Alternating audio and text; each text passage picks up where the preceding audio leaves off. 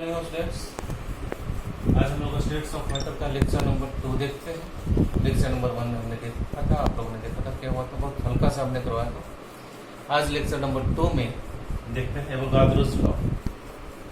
एवोगाद्रोस law क्या होता है? It states that equal volume of all gases contains equal number of the same temperature and already 10th में आजकल इतना ये बेसिक है कि 10th में ही लोग बता देते हैं। यानी पीटी क्या हो गया यहाँ पे constant v is directly proportional to n, इसके बदले कांस्टेंट क्या आ गया k, यानी v is equal to k। जिस तरह से हमने पीछे बॉयल्स लॉ, चार्ल्स लॉ पे हम लोग न्यूमेरिकल लास्ट में देखे थे, उसी तरह से इसमें भी पहले थ्योरी देख लेते हैं एंड देन आफ्टर उसको न्यूमेरिकल देखेंगे। राइट? आइडियल गैस इक्वेशन क्या होता है? Ideal gas equation that is Pv is equal to nRT।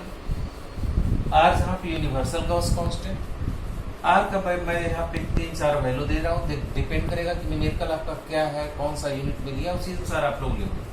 ऐसे जनरली हम लोग R का वैल्यू 8.314 लेते हैं, यानी 8.314 joule kelvin inverse mole inverse.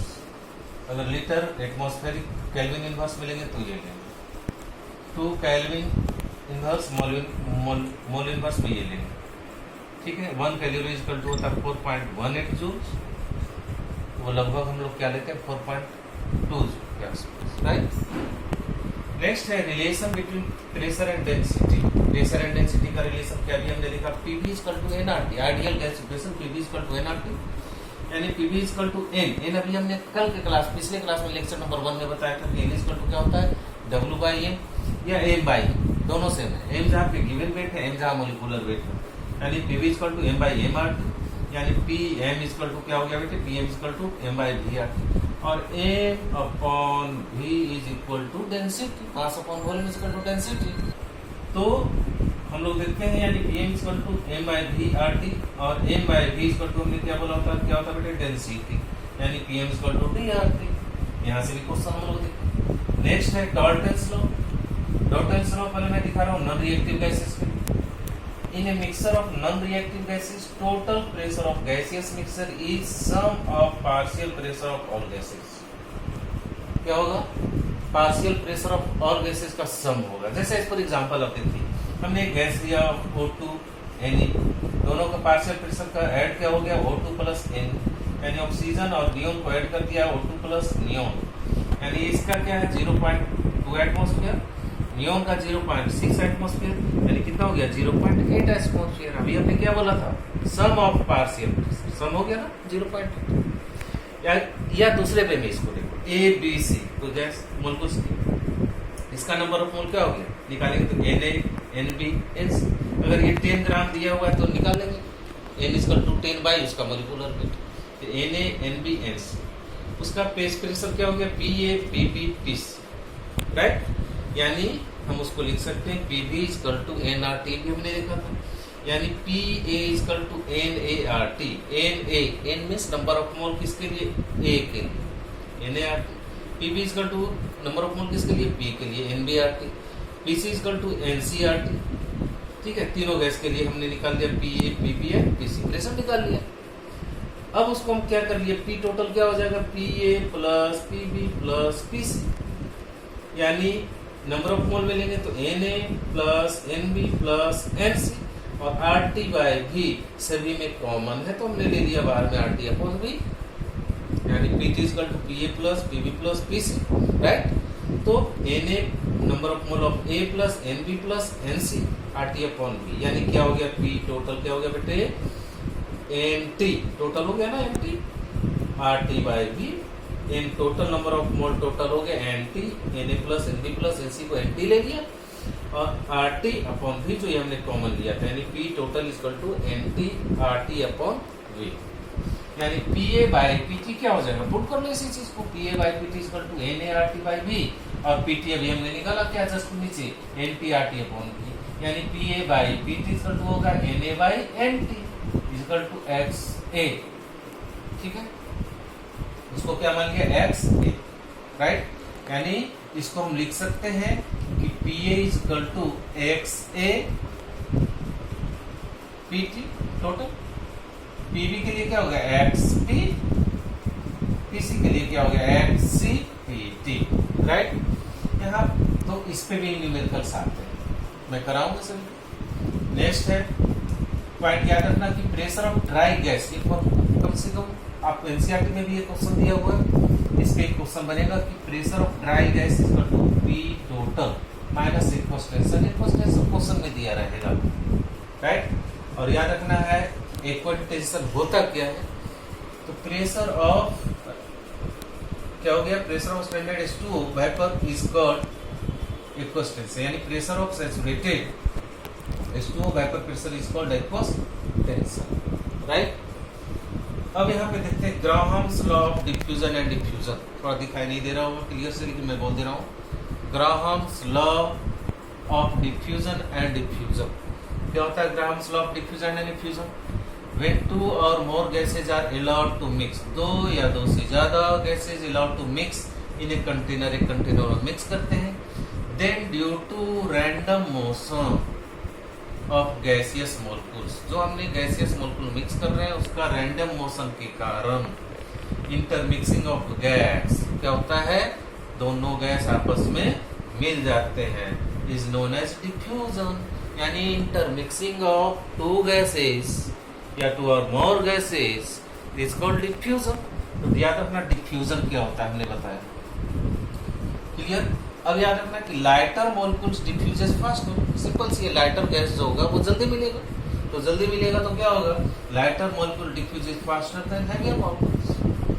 Next है क्या, इफ्यूजन क्या होता है, इफ्यूजन हमने डिफ्यूजन ये देखा, अब हम लोग देखते हैं इफ्यूजन क्या होता है। इफ्यूजन क्या है, when a gas particles are allowed to move out through a pinhole, when a gas particles are allowed to move out through a pinhole, एक छोटा सा स्मॉल पिन होल से जब गैस मॉलिक्यूल्स बाहर निकलेगा, when a gas particles are allowed to move out through a pinhole towards low pressure region is known as diffusion, ठीक है। उसको मैं नीचे दिखा रहा हूँ डायग्राम को फिगर से और ज्यादा समझ में आएगा। Gaseous particles move from higher concentration to lower concentration, gaseous particles move करेगा हायर कंसंट्रेशन से किधर बेटे, लोअर की। देखिए इसको यहाँ से समझ में आएगा। डिफ्यूजन देखो हमने ग्रीन कलर से लिया और रेड कलर से लिया, तो ग्रीन और रेड कलर से लिया दो, यानी दो गैसेस मॉलिक्यूल से मिल गया, दैट इज कॉल्ड डिफ्यूजन। और देखिए यहाँ पे गैसेस मॉलिक्यूल से स्मॉल होल से बाहर जा रहा है, देखिए यहाँ पे गैसेस मॉलिक्यूल है और स्मॉल पिन होल है जिससे वो बाहर जा रहा है, दूसरे कंटेनर में जा रहा है, दैट इज कॉल्ड डिफ्यूजन। और डिफ्यूजन क्या होगा, देखिए एक रेड कलर का एक ग्रीन कलर का हमने दो गैसेस लिया, दोनों इंटरमिक्स हुआ, दैट इज कॉल्ड डिफ्यूजन। और डिफ्यूजन में स्मॉल होल से जो बाहर जाएगा दैट इज कॉल्ड डिफ्यूजन। तो डिफ्यूजन देख लिया हमने। और ये रेड कलर का है, रेड कलर जो है एक गैस लिया एक ग्रीन कलर का लिया गैस, दोनों मिल गया, दैट इज कॉल्ड डिफ्यूजन। और ये क्या हो गया, डिफ्यूजन। यानी P extensive external to constant, P external to क्या हो गया, यहाँ वेरी करेगा। यहाँ प्रेशर क्या हो गया, कांस्टेंट रहेगा, लेकिन यहाँ प्रेशर एक्सटर्नल क्या हो जाएगा, एक्सटेंसिव वेरी करेगा, चेंज करेगा, ठीक है। क्यों, क्योंकि स्मॉल पिन से स्मॉल होल से गैस बाहर निकल रहे हैं, प्रेशर क्या होगा, वेरी करेगा, यहाँ पे क्या हो जाएगा, कांस्टेंट। यानी लो at constant pressure and temperature rate of diffusion and diffusion is inversely proportional. ध्यान रखना, यहाँ से ऑब्जेक्टिव आएगा और न्यूमेरिकल्स भी आएगा। इसका लॉ क्या है, लॉ देखेंगे, लॉ क्या बता रहा है, लॉ है कि at constant pressure and temperature rate of diffusion and diffusion is inversely proportional to square root of density. Constant क्या होगा, प्रेशर एंड टेम्परेचर, यानी स्क्वायर रूट में कर लो, inversely proportional to R equal to inversely proportional to 1/√d, क्योंकि क्या है यहाँ पे स्क्वायर रूट में अंडर रूट कर दिया। इसको हम लोग ये भी लिख सकते हैं, density R is inversely proportional to 1/वेपर डेंसिटी भी लिख सकते हैं, या R is inversely proportional to 1/√m जहां मोल मास लिखते हैं, राइट। तो ये 3 से क्वेश्चन आएगा बेटे, ध्यान रखो, और इससे न्यूमेरिकल होगा और न्यूमेरिकल मैं कराऊंगा इसको, ठीक है।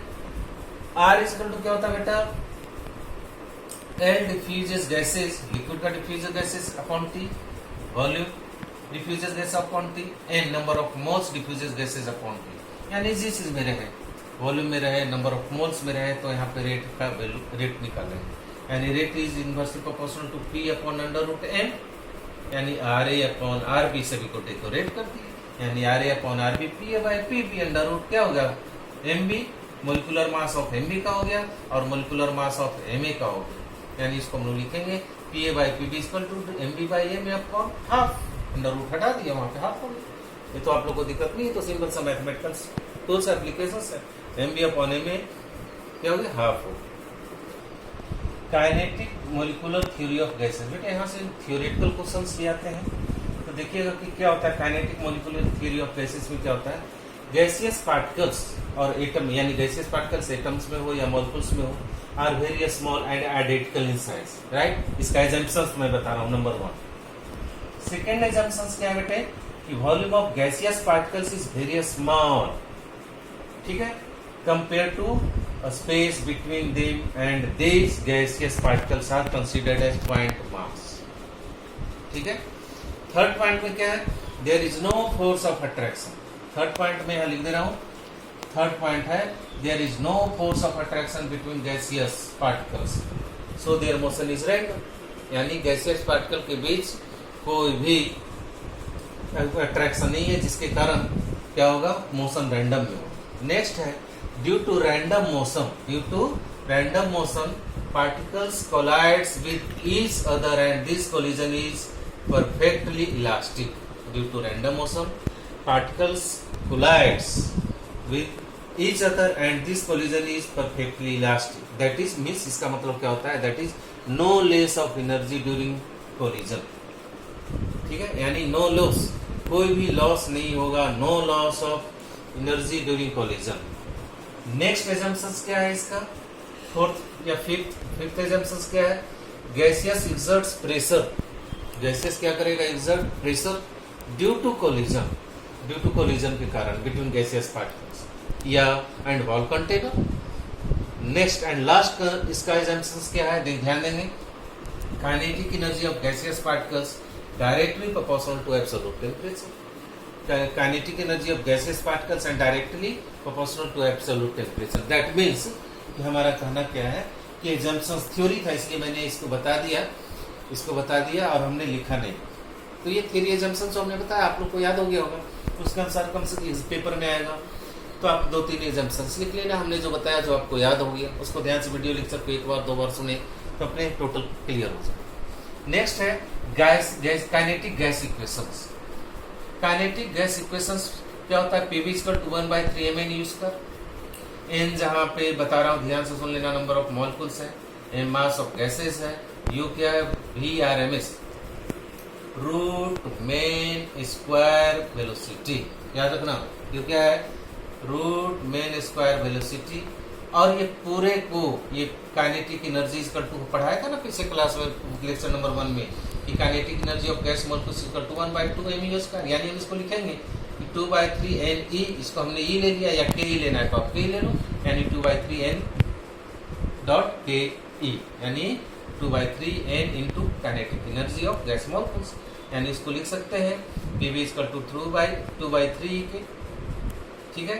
इसको बोलेंगे एवरेज काइनेटिक ऑफ गैसेस, क्या बोलेंगे, एवरेज काइनेटिक ऑफ गैसेस, यानी E equal to 3/2 PV, E equal to क्या हो गया, 3/2 PV, राइट, यानी E इक्वल टू क्या हो गया, 3/2, और PV इक्वल टू क्या होता है आप लोग को मालूम है, अभी कुछ देर पहले भी बताया था ideal gas equation, PV equal to nRT, यानी PV इक्वल टू यहाँ पुट करती है क्या, nRT, यानी क्वेश्चन जैसा भी आएगा, प्रेशर वॉल्यूम दे रहा है तो यहाँ से निकालेंगे average kinetic energy of gases, अगर नंबर ऑफ मोल का जिक्र कर रहा है टेम्परेचर का तो यहाँ से निकाल लेंगे 3/2 nRT से।